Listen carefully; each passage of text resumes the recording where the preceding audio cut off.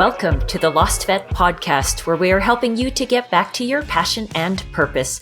I'm your host, Dr. Melodie Chan, and in today's episode of Destination People, Rob Marr and I talk about mindset, the concept put forward by Dweck, in which he speaks about a fixed versus a growth mindset.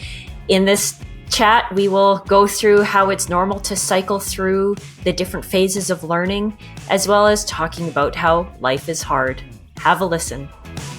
Just a quick note, the Lost Vet Destination People is a podcast focused on supporting the people side of veterinary practice. The insights and discussions shared here are for informational and educational purposes only and do not replace professional advice tailored to your specific situation. Please consult the appropriate professionals when needed. Now on to the episode. Hello, Rob. How are you? I'm good, Melodie. How are you? Good to see you again. Doing well. Yes, always good. Rob, I was thinking about your extensive experience in coaching, training, and mentoring people, and it got me to pondering the types of people that you have coached in your career and your experience, which then got me thinking to what makes a good mentee or coachee or person, which then got me down the rabbit hole of thinking about mindset.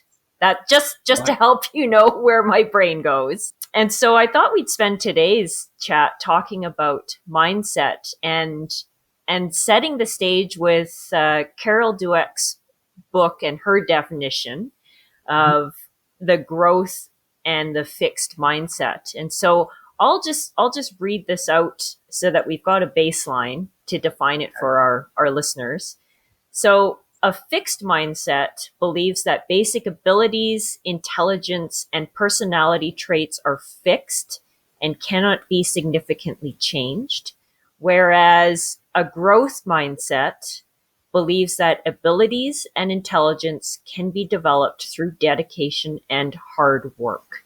Yeah, well, do you know what? I think it's really interesting subjects. I think these two areas crop up all the time, to be honest, in terms of the coaching, the mentoring, the training conversations that you have every week. I suppose, like I probably talk to 30 or 40 different individuals most weeks on a coaching call, and then you extend that out into group training sessions and so on. You get a lot of exposure to how people see themselves, how people view their skill sets, how they view their potential. I think I just wrote down on my piece of paper, just when you gave that definition there, I think what I'm struck by fairly consistently is an incredible, it's almost this kind of global, because I'm very fortunate to speak to people from all over the world. There's this global lack of confidence that seems to be happening at the moment. And I think that's feeding in quite a lot into people's perceptions around mindset, around a fixed or a growth mindset. I think it seems that people have become more disconnected and more introverted in the way that they have to expose themselves to people, or through work or through their social life. A lot is here on Zoom. Work has become a remote thing rather than a social thing. And I think it's affecting the way people see themselves. And I think when I talk to a lot of people, it's often the confidence to have that difficult conversation, the confidence to see themselves in a new job, the confidence to pitch the role the way they see it back to the company. And I think when I think about fixed and growth mindset, then there's a lot of societal pressures that are coming at the moment that are almost present, especially since COVID, of course, where I think people are struggling to see what their potential is. They're struggling to see what they're capable of, and as something that has opportunity, that is potentially exponential in scope. And it seems to be they're more kind of getting a bit more individualized, and maybe because maybe lacking a bit of confidence or whatever, then that's affecting how they're able to develop their mindset into these areas, into a growth mindset. I think the other word I wrote down was upbringing. And I think if you think about how a lot of us were raised, our parents, guardians, whoever was in that position had a huge impact on us. And I think some of the way that we were communicated to isn't true. And I think what that's done is create in a lot of people, including myself, a lot of limiting beliefs, a lot of ways of narrowing the scope of what we think is possible. So I think fixing a growth mindset is obviously a very desirable thing to have if you're ambitious and you're future focused and you want the best for yourself and everyone that you work with. But sometimes I think as well, growth mindset can feel almost unreachable when we have such a potentially negative view of ourselves. We tend to bias towards negativity. Our self talk can be quite debilitating. In terms of our self-esteem, our confidence, and so on. And I think there's a lot of things which conflate into quite a challenging psychological profile, if you like, which makes it difficult for us to access a growth mindset as well. So for me, when you kind of asked to talk about this today and kind of, I don't know, there's a lot to it. I think it'd be nice if we could just choose a growth mindset, wouldn't it? So, do you know what I find really interesting? Just listening to you talk about your perception of the fixed mindset and that coming from a place of not having enough confidence or not believing in our own skills. My actual first reaction and thought of people I've come across with a fixed mindset was actually the other end of the spectrum. Like, I think of the people who were so sure of everything. And I think of, I even think of talking to my nephew who's 20 years old, and to go back to being 20 when you are so certain of everything that's happening in the world.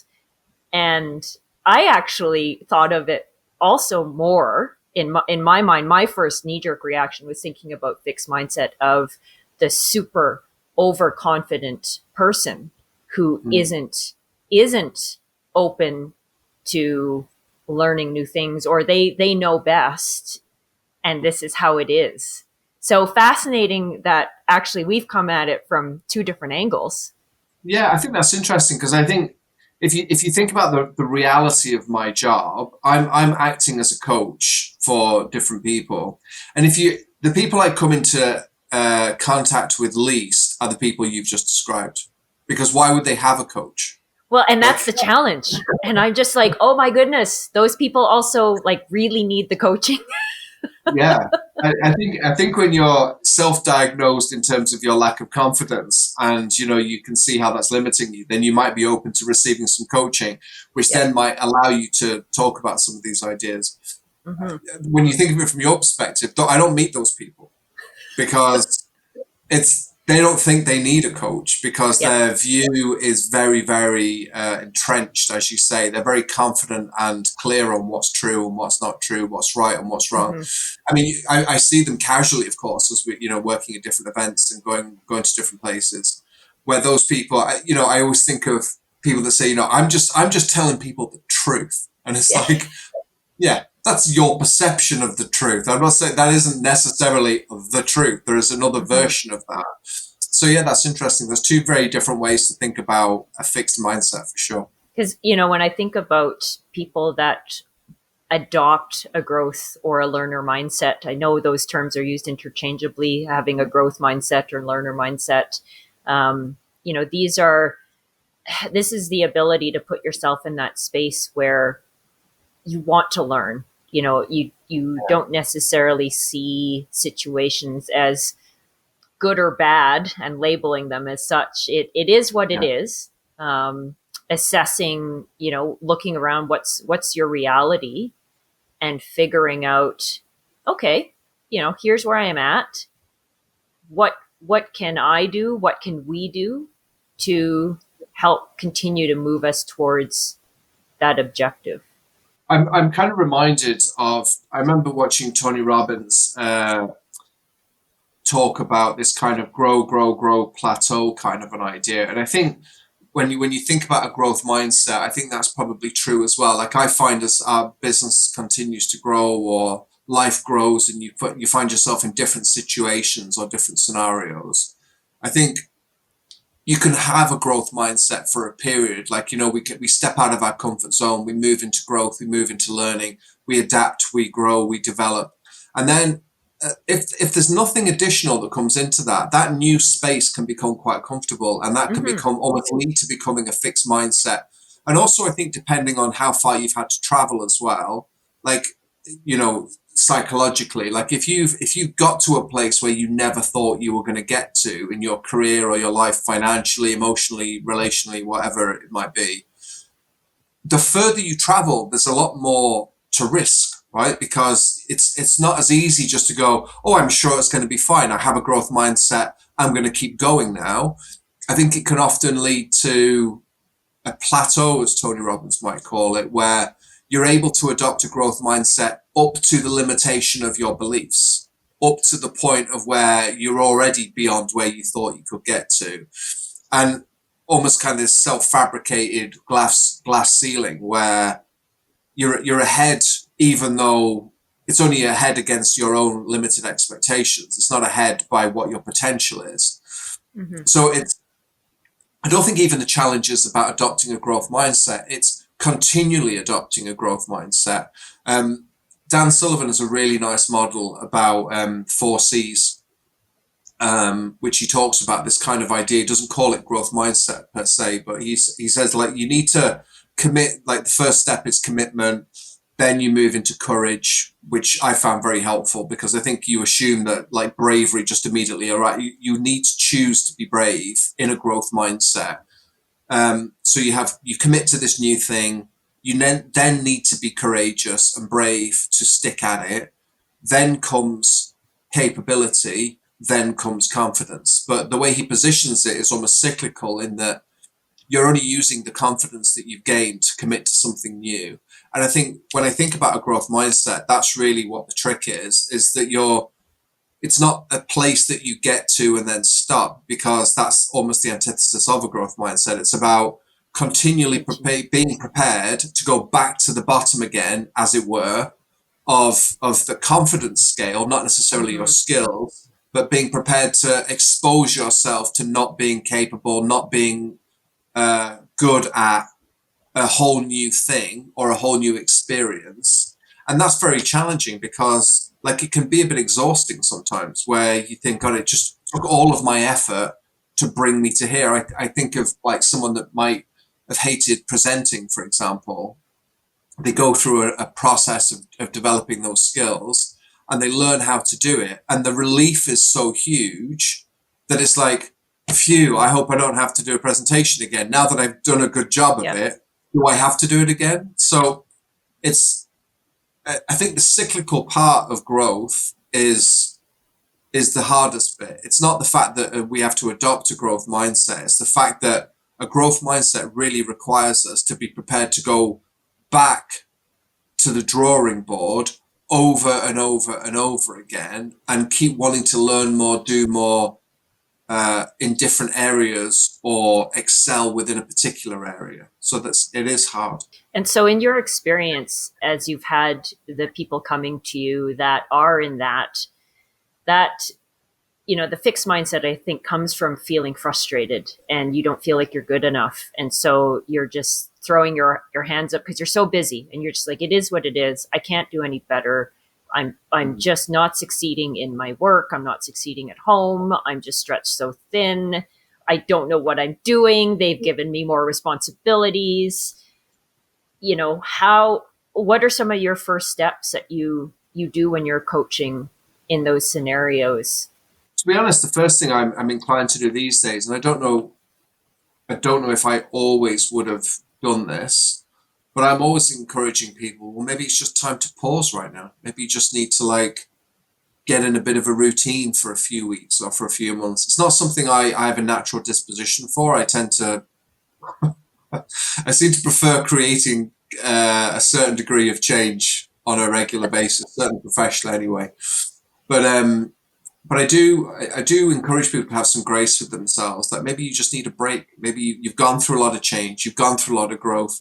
Maybe now's a good time just to hit the pause button, enjoy what you've achieved, Mm-hmm. start thinking about consolidation, not necessarily about the next phase of growth. I don't think you can just always be growing. I think sometimes you need to be enjoying the fruits of what you've achieved.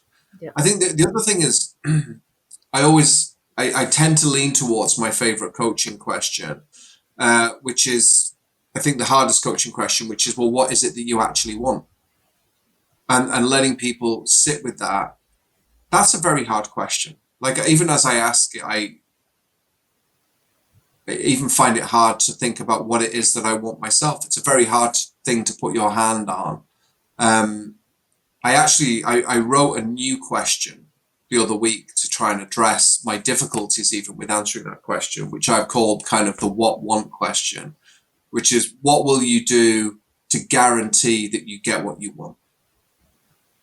And trying to just move it into more behavioral kind of idea, like what are the actual steps you're prepared to take to get the thing in a guaranteed way that you want. But it still leads to the same question, which is, what is it that you want? And that is a very helpful starting point. Now, if you're trying to move into a growth mindset, I think sometimes there can be this idea, it's like going to therapy once and then hoping to be like fixed. It's more like a continuation of an idea. So I think it's okay just to kind of not know what you want. And I think it's okay to keep asking yourself that question. It's okay to change what you want often. You don't need to apologize or explain what you want. You want it because you want it. And that's okay. That's enough. And because it's what you want, you get to change it too. So I think sometimes we get into these almost fixed ideas of thinking what a successful career looks like or a successful life looks like. I don't know where I heard it. I'm sure I've heard it in multiple different locations, but really the key is the journey, isn't it? I think if you're engaged with work, engaged with people, engaged with things that you enjoy, and it feels cumulative and feels like you're moving in a good direction, that is a growth mindset. It's being open to learning and developing and growing. It's not limiting you. It's not holding you in place. It's not stopping you from getting anywhere. I think pausing is okay, but I think when you stop learning, I don't think that's really healthy. I don't think it leads to a sense of happiness or contentment. I think it tends to lead to you feeling a bit miserable at times. If you once the learning stops, you can feel like, where am I going? What am I doing? And then starting up again is hard. So I definitely think pause, but not for too long, and remaining or trying to remain clear on what it is that you want and allowing some fluidity in what you want, I think allows you to keep moving forward. You don't get stuck on some arbitrary goal. You can change the goal if you need to. So that's probably the two places I tend to go.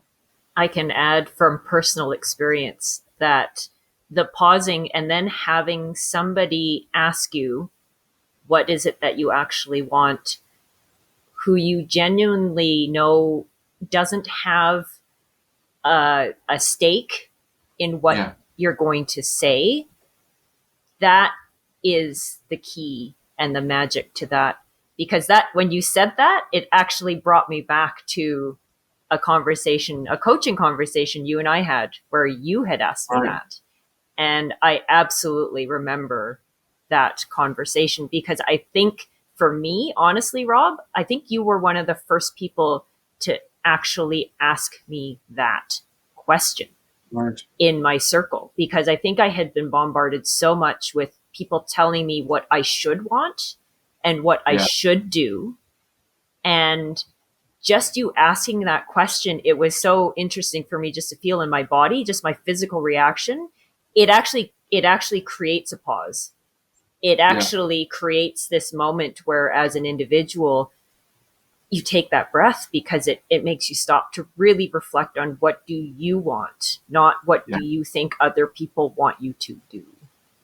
yeah. It's a heavy question. I think as It well, is. I probably, you do need to give people permission to not include family, partners, kids, parents, all that stuff. You need, employers, you need to just give people permission to say, no, this is what you want. I think we do spend a lot of time thinking about other people, what are we Mhm. responsible for? Who are responsible to?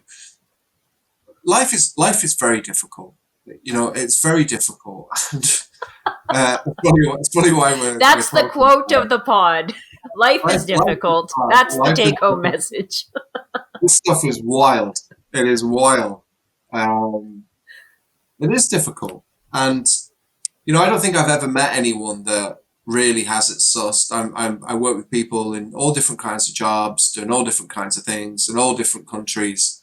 I mean, I was just chatting to someone I really have a lot of time for earlier, like three young boys living in the US. What are her concerns as their mom? Schools, all the kind of stuff.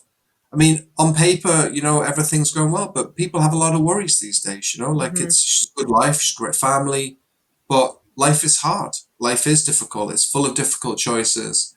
I think when we come back to our topic around fixed and growth mindset, I think what I find is a fixed mindset creates a huge amount of friction because you're always having to justify why something ain't so or why something is a particular way. Whereas what I do love about a growth mindset is it moves freely, it's curious, it's open, it allows for new information, it allows you to Mm-hmm. ask a question rather than to state a position. I think when you have a fixed mindset, you end up in a lot of arguments.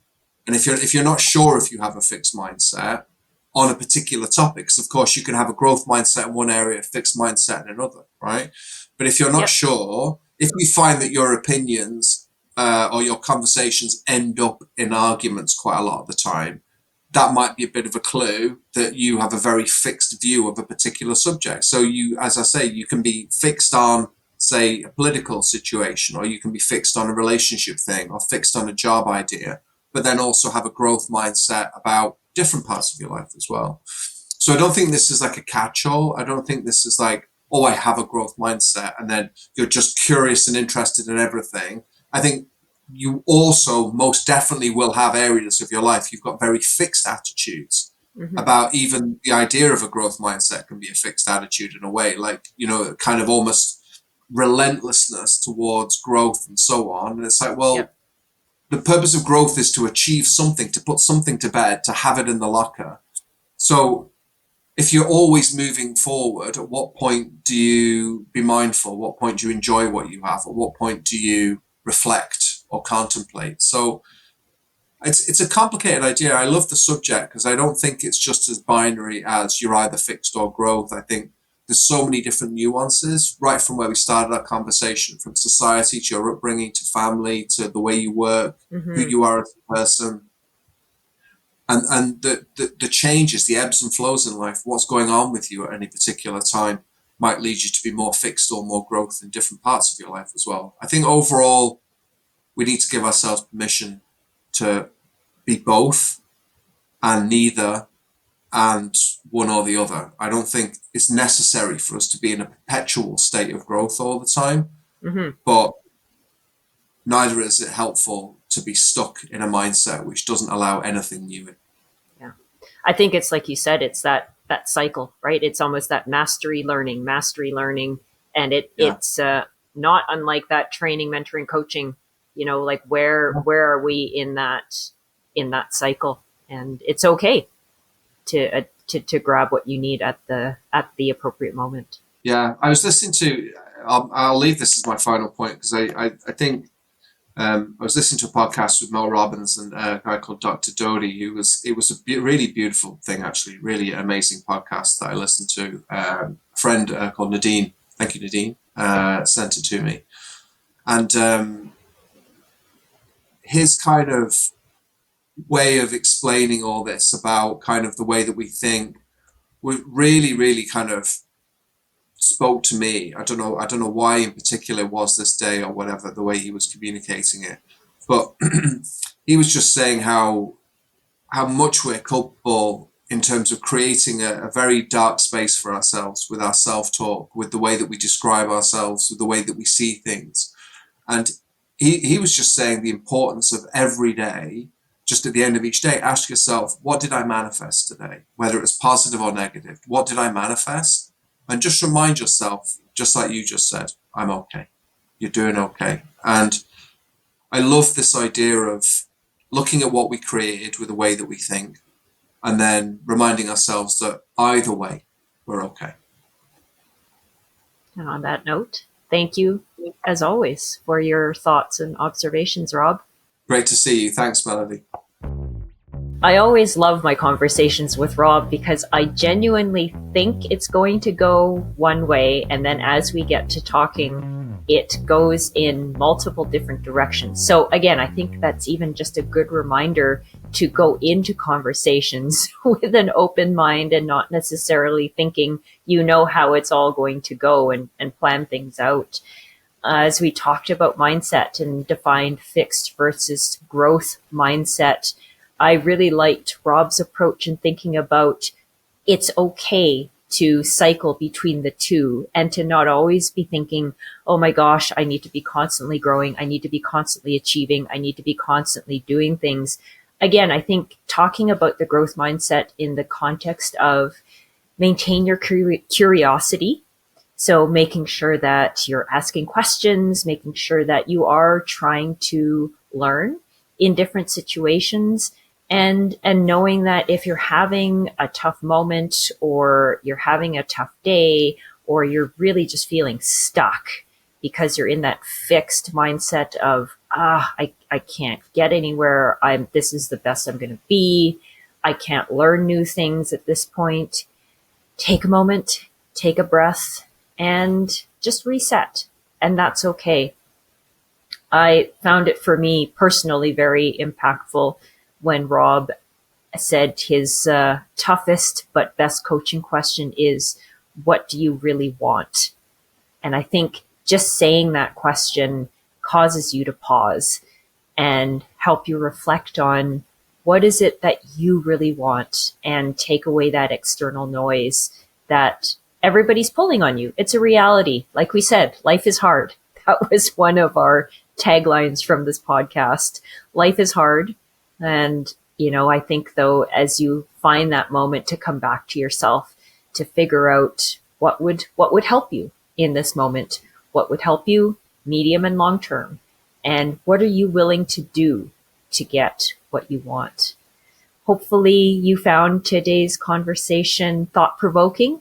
I know it did for me, and it brought me back to a key moment in my own career and life, and in having Rob as a coach and asking me some key questions that really allowed me the space to think about what I wanted and what I wanted to do, and allowed me to start creating and making some choices for myself on where to go from there.